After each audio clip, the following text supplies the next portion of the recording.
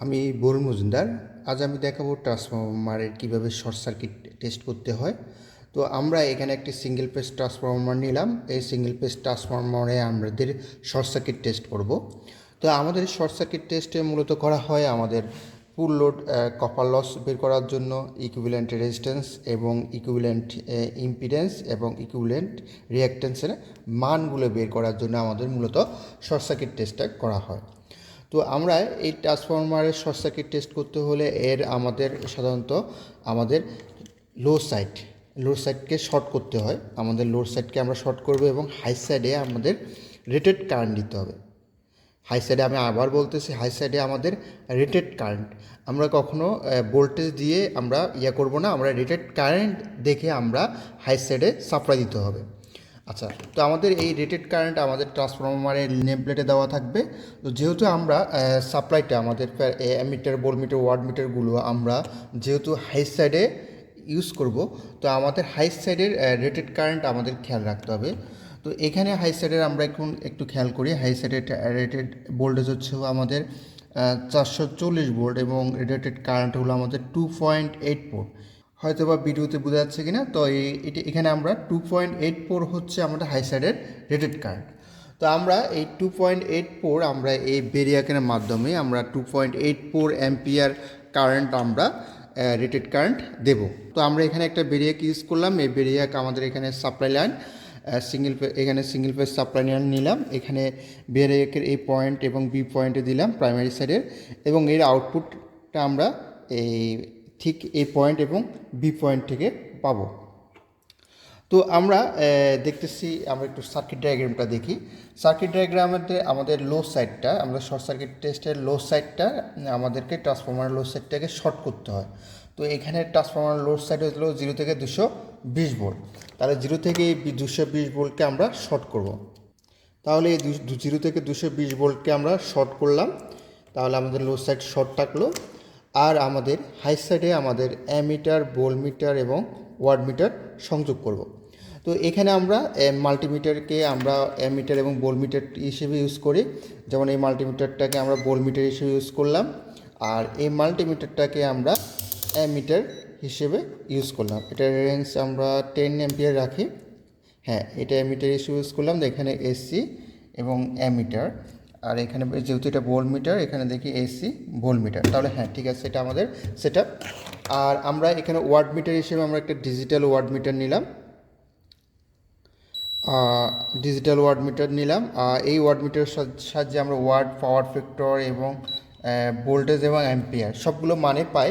যদি আমাদের এরকম ডিজিটাল ওয়াট মিটার থাকে তাহলে আমাদের সেক্ষেত্রে অ্যামিটার আর ভোল্টমিটারের প্রয়োজন হচ্ছে না আলাদা, সরাসরি ডিজিটাল ওয়াট মিটার দিয়ে আমরা মাপতে পারবো। যদি তবু আমি বোঝার সুবিধার্থে আমরা তবু অ্যামিটার, ভোল্টমিটার ইউজ করব।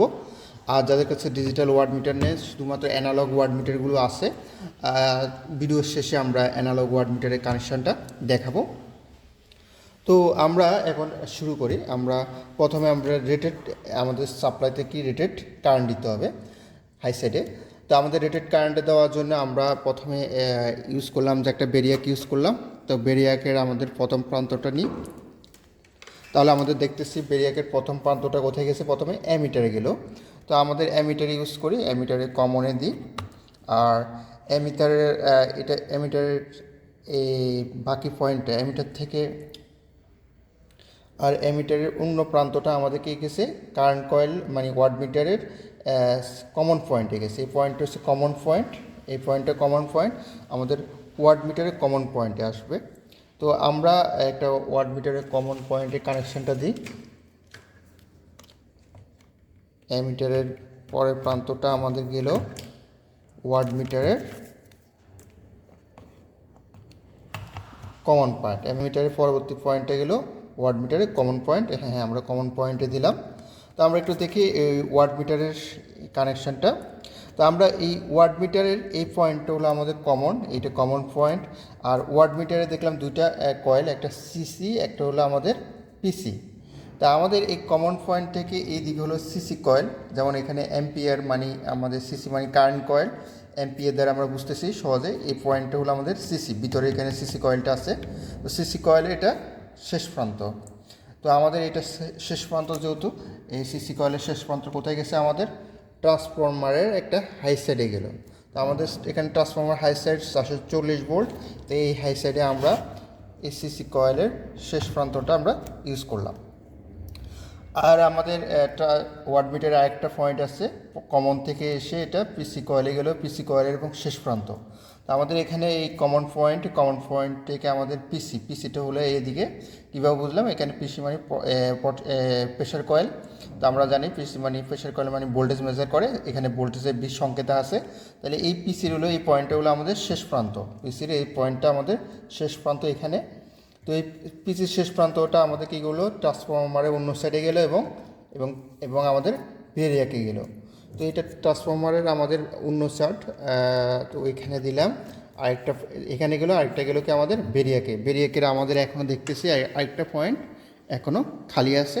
তাহলে এই পয়েন্টটা আমাদের এখানে আসবে, কারণ আমরা এখানে দেখতেছি একটা ট্রান্সফরমার হাই সাইড আরেকটা ভেরিয়াক।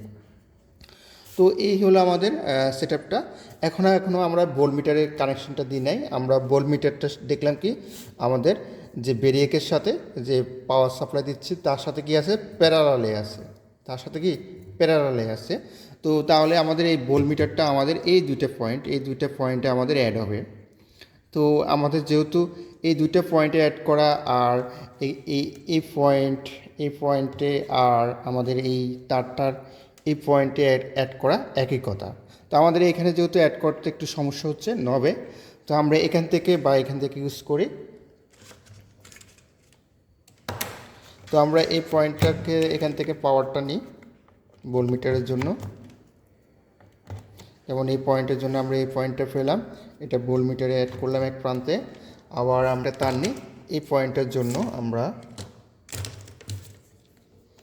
এই পয়েন্টের জন্য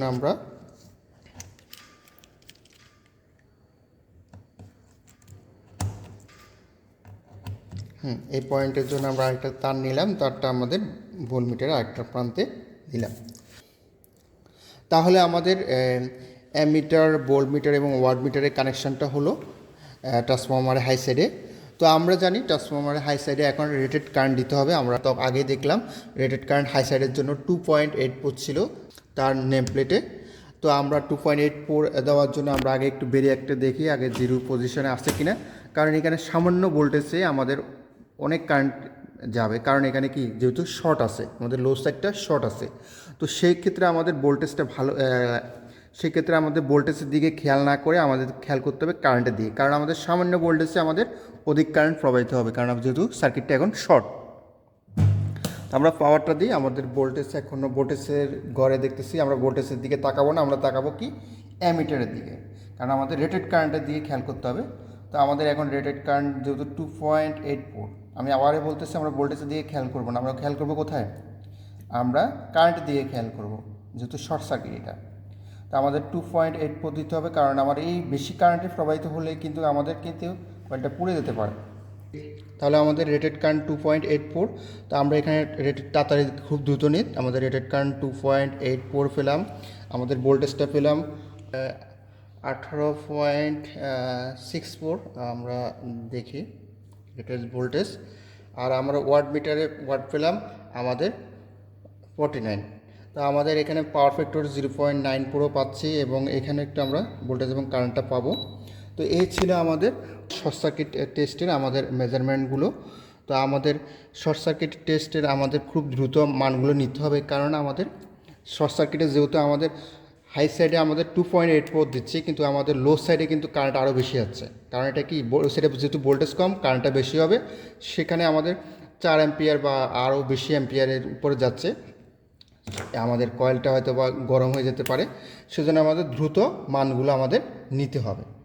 তো আমরা এই মানগুলো দিয়ে এখন আমাদের ভোল্টমিটারের রিডিং, অ্যামিটারের রিডিং এবং ওয়াটমিটারের রিডিং দিয়ে আমাদের ফুল লোড কপার লস এখন আমরা পাচ্ছি। যেমন ফুল লোড কপার লোড হলো আমাদের ওয়াটমিটারের রিডিংটা, তাহলে আমাদের ফুল লোড কপার লস আমাদের 49 ওয়াট, এবং equivalent resistance WSC by I²SC। তো আমাদের ইকুইভ্যালেন্ট ইম্পিডেন্সেরও সূত্র আছে, ইকুইভ্যালেন্ট রিঅ্যাক্ট্যান্সেরও আমাদের সূত্র আছে। এই সূত্রের মাধ্যমে আমরা এই মান থেকে এই ভ্যালুগুলো আমরা পাবো। আর যদি আমাদের কাছে যদি শুধু ডিজিটাল এই ধরনের ওয়াট মিটার থাকে, সেক্ষেত্রে আমার তো অ্যামিটার ভোল্টমিটার সংযোগের দরকার হচ্ছে না। সেক্ষেত্রে আমাদের সংযোগটা হবে আমাদের এই ভেরিয়াক থেকে একটা লাইন এসে আমাদের কমনে আসবে। যেহেতু আমাদের অ্যামিটার আর ভোল্টমিটার লাগছে না, এই কমন পয়েন্টে আসবে। তাহলে এই কমন পয়েন্ট হয়ে সিসিতে গেল, সিসির আরেক পয়েন্ট আমাদের ট্রান্সফরমারের হাই ভোল্টেজে গেল। তো এখানে সিসির আরেক পয়েন্ট, এটা আরেক পয়েন্ট, এখানে আমাদের ট্রান্সফরমারের হাই সাইডে, এই হাই সাইডে আমাদের অ্যাড করব। এবং আমাদের তারপর আছে পিসি, কমন থেকে পিসির এই প্রান্ত, এই শেষ প্রান্ত আমাদের ট্রান্সফরমারের আরেক সাইডের হাই সাইডে গেল এবং আরেক প্রান্ত আমাদের বেরিয়াকে গেল এবং আরেক প্রান্ত আমরা বেরিয়াকে ইউজ করব। এই হলো আমাদের যদি একটা ডিজিটাল ওয়াট মিটার থাকে, সেক্ষেত্রে আমাদের এইভাবে সেট আপ হবে। আর যদি আমার কাছে অ্যানালগ ওয়াট মিটার থাকে, সেক্ষেত্রে আমাদের একটু দেখাই। আমাদের অ্যানালগ ওয়াট মিটারের আগে আমরা এখানে দেখতে হবে আমাদের সার্কিট ডায়াগ্রামটা।